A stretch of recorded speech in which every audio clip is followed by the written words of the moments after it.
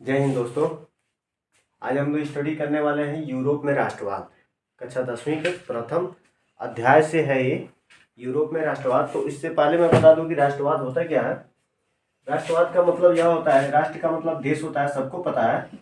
अब टॉपिक आ जाती है वाद पे। वाद का मतलब देखो, किसी भी देश में जब शासन को लेकर के लोगों के मन में, यानी कि लोग एकजुट होकर के कोई विचार करना शुरू कर देना, तो वहाँ राष्ट्रवाद क्रिएट हो जाता है। ठीक है। तो इसी तरह से फ्रांस में एक बार क्या हुआ था, यूरोप में राष्ट्रवाद का जरिया क्या है, फ्रांस। यूरोप में राष्ट्रवाद का जरिया क्या है, फ्रांस। ठीक है। सन क्या है, 1789। सन क्या है, 1789। 1789 ईस्वी में यूरोप में सर्वप्रथम राष्ट्रवाद हुआ था। जिसका कारण क्या था, कारण में अगर बात करें तो इस समय लुई 16वां वहां का शासक था। कौन था, लुई 16वां। लुई 16वां। अब देखिए, सबसे मेन कारण यही था, इसका तानाशाही सरकार, यानी कि ये लोगों के प्रति बहुत ही निर्दयी शासक था। और ये चुट्टे के लिए पूरा फ्रांस में राष्ट्रवाद हो गया, और बहुत सही भी किया। मैं तो ये कहता हूँ कि तुम बहुत सही किए लुई 16वां। क्यों सही किए, ना ही तुम ऐसा बने होते और ना ही फ्रांस आज इतना बढ़िया से रहा होता, इतना विकसित देश बना होता, वहाँ के लोगों को इतना सुख शांति मिली होती। अभी इसके पहले कौन, लुई 14वां, लुई 15वां, लुई 13वां, तो यार इसका पूरा परिवार में वहाँ पे था, लेकिन कुछ नहीं हुआ। जैसे भी लोग अपना जीवन यापन करते थे, लेकिन लुई 16वां आया और थोड़ी अपनी एक्शन दिखाया, और फिर लोगों के अंदर जागरूकता उत्पन्न हुई, क्रांति हुई वहाँ पे। ठीक है। और 1789 ईस्वी में लोग क्या किए, लुई 16वां को हटाने की विचार करने लगे। अब इस पे पूरा डिस्कस हम लोग देखते हैं। मतलब यह था कि लुई 16वां जो था एक निर्दयी शासक था। ठीक है। अब ये क्या करता था, टोपी वोपी पहन रख के बैठा रहता था चुपचाप।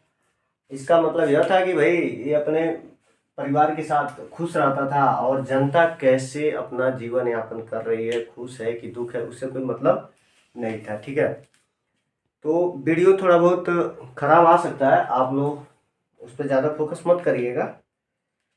मैं बता रहा हूँ यहाँ पे, फ्रांस में राष्ट्रवाद जो हुआ था वो लुई 16वां की वजह से हुआ था। अब लुई 16वां किस राजवंश से बिलोंग करता था, लुई 16वां जो था बुर्वा राजवंश से। किससे, बुर्वा राजवंश से। ठीक है। यानी कि एक राजवंश था, जो राजा वहाँ थे, उनका राजवंश जो तब चलता था, उसका नाम, उस राजवंश का नाम था क्या, बुर्वा राजवंश। और वहां से ये लुई 16वां था। ठीक है। फिर क्या हुआ, अब वहां पे एक तानाशाही सरकार में बताया कि ये तानाशाही सरकार था। अब तानाशाही सरकार को 1789 में समाप्त किया गया, और वहां पे कुछ नए नए काम चालू किए गए। अब नए कार्य किए गए, कार्य क्या थे, किए गए कार्य क्या थे, अब इसके विषय में हम लोग देख लेते हैं। तो किए गए बहुत से कार्य भाई। अरे यार, तानाशाही सरकार को हटा दोगे एकदम, तुम अपना संविधान बनाओगे, खुशी का जीवन जी रहे हो, तो कार्य तो बहुत कुछ हो सकता है ना।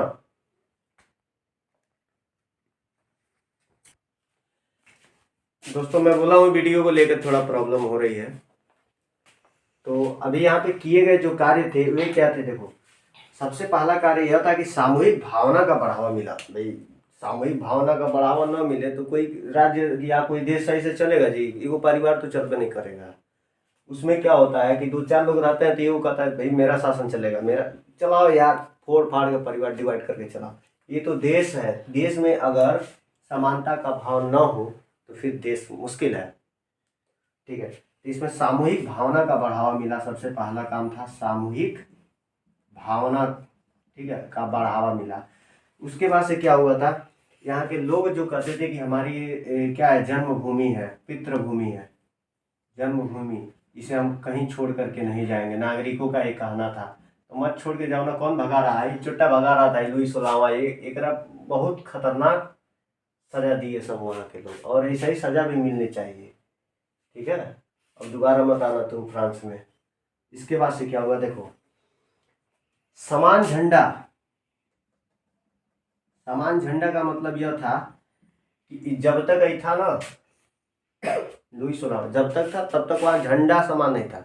अपनी अपनी झंडा लेकर के इधर उधर लोग अपना अपना साम्राज्य स्थापित करते थे। लेकिन अब इसको हटाने के बाद ना फ्रांस में एक झंडा लागू कर दिया गया। यानी कि अब यहाँ की जिस तरह से हमारा भारत देश का एक तिरंगा है ना, हमारा सबसे प्यारा, पूरे विश्व से प्यारा झंडा जो तिरंगा है, इस तरह का एक झंडा वहाँ फ्रांस में लगा दिया गया कि जितने भी यहाँ नागरिक हैं उसी झंडे का सम्मान करेंगे, बस एक झंडे का। ठीक है। अब फिर क्या है, क्रांति के बाद, ये तो क्रांति के समय जो क्रांति चल रही थी ना, उस समय एक काम हुआ था, किए गए कार्य, यानी कि क्रांति के समय की कार्य है, क्रांति के समय। अब क्रांति के बाद कौन से कार्य किए गए उस पर हम लोग फोकस करेंगे। क्रांति के बाद किए गए कार्य। अब क्रांति के बाद क्या काम किए गए, आप इमेजिन कर सकते हो। जितने भी लोग भारत देश में आप रह रहे हो ना, तो यहाँ पे जब हमारा देश आज़ाद हुआ उसके बाद से क्या क्या काम किया गया है ये आप देख सकते हो। और मेरे ख्याल से नेक्स्ट वीडियो में जो भारत में राष्ट्रवाद है उसमें उसका भी अध्ययन कर सकते हैं। अब ये क्या है, क्रांति के बाद सबसे पहले भैया वहाँ पे एक संविधान का निर्माण हुआ। जब तक लुई 16वां था ना, कोई संविधान नहीं, कौन संविधान है कि कौन, यार बात तो कोई कर ही नहीं सकता था कि हम लोग को संविधान चाहिए। उसको इसको हटाते ही वहाँ का नए संविधान का निर्माण कर लिया गया। संविधान में क्या है, सभी को समानता का अधिकार दे दिया गया। सबसे सर्वप्रथम संविधान में सभी को समानता का अधिकार दिया गया।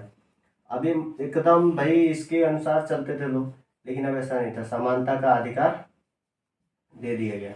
समानता का मतलब आप जान ही रहे हो, सभी लोग एकजुट रहेंगे, एक समान काम करेंगे, कोई किसी के विरोधी नहीं चलेगा। फिर सामंती व्यवस्था एक थी, सामंती व्यवस्था को हटा दिया गया। अब सोचो कि सामंती व्यवस्था क्या होती है, तो मैं बता दूं, सामंती व्यवस्था समाप्त कर दिया गया। ठीक है। सामंती व्यवस्था वह होती है, जैसे लोग क्या करते थे, अगर किसान जो है सब ना, उन किसानों को एक खेत मिलता था, समझिए किसानों को क्या मिलता था, खेत। अब इसमें डिवाइड कर दिया जाता था, एक किसान यहाँ पे, एक किसान यहाँ पे, एक किसान यहाँ पे, एक किसान यहाँ पे।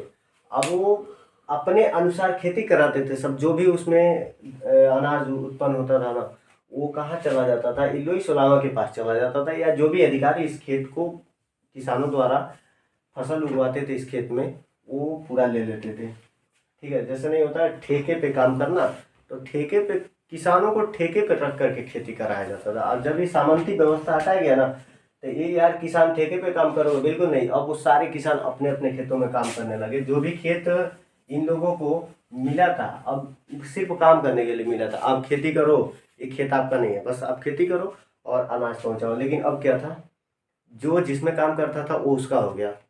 बहुत अच्छी बात है, मिल गया उन सबको अपने अधिकार। उसके बाद से यहाँ पे क्या होगा, स्टेटस जनरल, यानी कि नेशनल असेंबली का स्थापना हुआ। स्टेटस जनरल,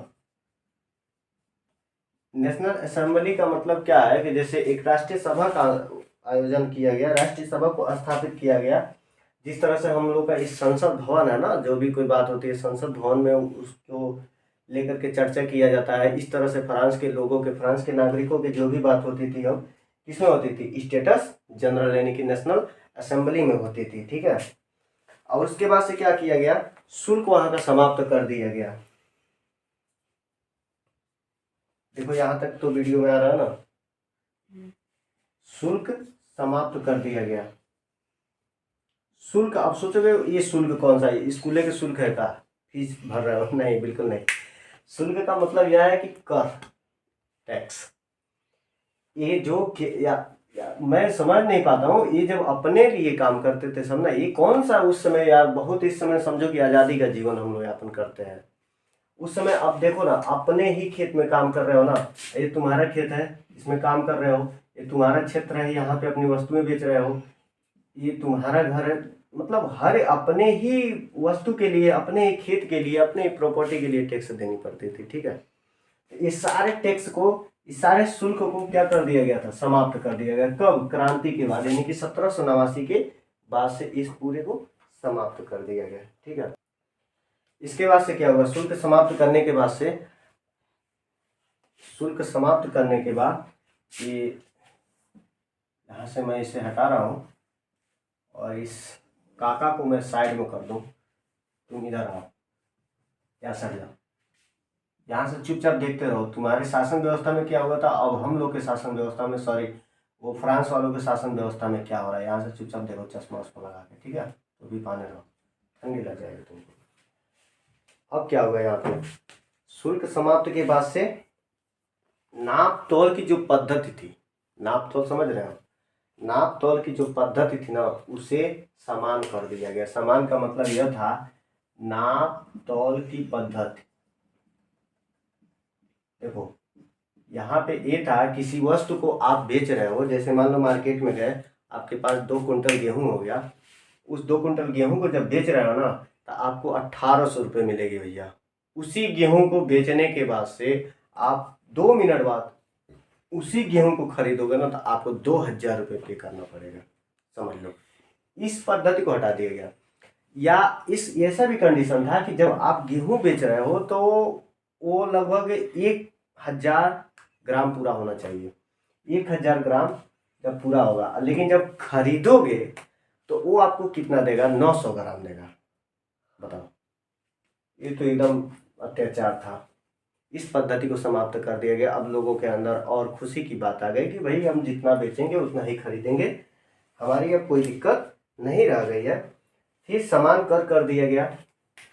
कर का मतलब टैक्स, कर का मतलब टैक्स, कर समान कर दिया गया। इसमें क्या था कि कुछ लोगों को अधिक टैक्स देना पड़ता था, कुछ लोगों को कम देना पड़ता था। ये सब पद्धतियाँ बंद कर दिया गया। भैया अब जिसको भी दो देना है ना, एक समान कर दो।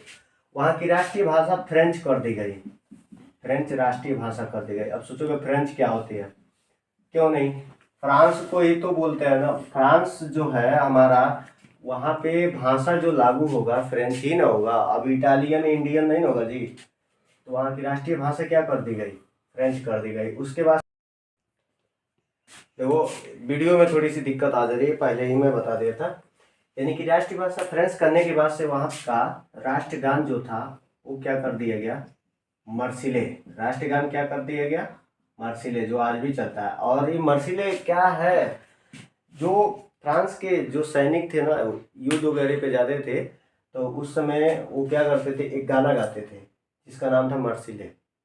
अब उसी को वहाँ का राष्ट्रीय गान स्थापित कर दिया गया, राष्ट्रीय गान बना दिया गया। फिर क्या हुआ, अब आ गया अंत फाइनली 1793 ईस्वी में, 1793 ईस्वी में इनको फांसी दे दिया गया। फांसी दी गई, किसको दी गई, किसको दी गई जी, चट्टा लुई सोलामा को दी गई। ठीक है, लुई सोलामा को। बहुत बढ़िया किया गया, ये खतरनाक आदमी था, इसको फांसी ही देना चाहिए था। काट दिया गया, इसको मुर्गे के जैसे काट दिया गया था, समझ जाओ। इतना खतरनाक इसको मौत दिया गया था। अभी कम लग रहा है, घोप घोप के मुँह दिए होते सब चुट्टे को ना, तो और बढ़िया रहा होता। देखो बहुत खतरनाक था, तानाशाह था एकदम। इसके बाद से क्या हुआ, सार्वजनिक रूप से इसको फांसी दी गई, सार्वजनिक रूप से। ठीक है, तो लुई सोलामा की मृत्यु के बाद से अब फ्रांस में नेपोलियन बोनापार्ट की एंट्री होती है। किसकी एंट्री होती है, नेपोलियन बोनापार्ट की। तो नेपोलियन बोनापार्ट को हम लोग अगले वीडियो में देखेंगे। नेपोलियन बोनापार्ट लिखोगे, नेपोलियन के बहुत नेपोलियन थे सब, इसमें नेपोलियन बोनापार्ट, इसकी स्टोरी बहुत इंटरेस्टिंग है। अब अगले वीडियो में इसकी स्टोरी को हम लोग देख लेंगे। धन्यवाद दोस्तों, इतना तब तक आप लोग स्टडी करिए।